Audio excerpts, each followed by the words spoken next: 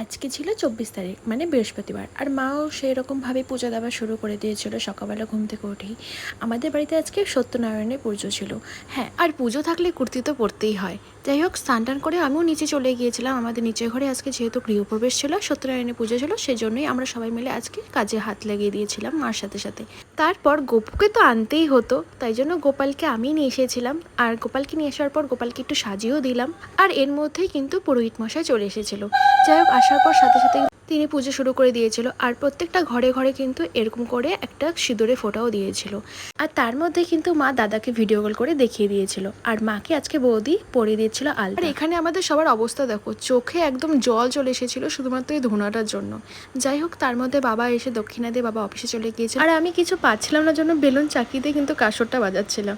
যাই হোক, তারপরে আমরা যারা সবাই উপোস করেছিলাম তারা কিন্তু সবাই একসাথে অঞ্জলি দিয়ে দিয়েছিলাম। আর এর মধ্যেই কিন্তু পুজোটাও শেষ হয়ে গিয়েছিল। আর পুজোর শেষে আমরা সবাই মিলে কিন্তু আলতা পরেছিলাম। আর আলতা পরে কিন্তু আমাদের পাগুলো খুব সুন্দর লাগছিল সবার। যাই হোক, তারপরে মা আমাদেরকে প্রসাদ দিয়ে দিয়েছিল। আর ছিন্নি প্রসাদ খেতে কিন্তু আমার খুবই ভালো লাগে। তারপর বিকেল টাইমে একটু খেয়ে নিলাম কুলফি। আর কুলফি খাওয়ার সময় কিন্তু ও আমার সাথে ছিল জন্য ওকে আমি অল্পটুকু দিয়েছিলাম। So yeah, that's it for today, by.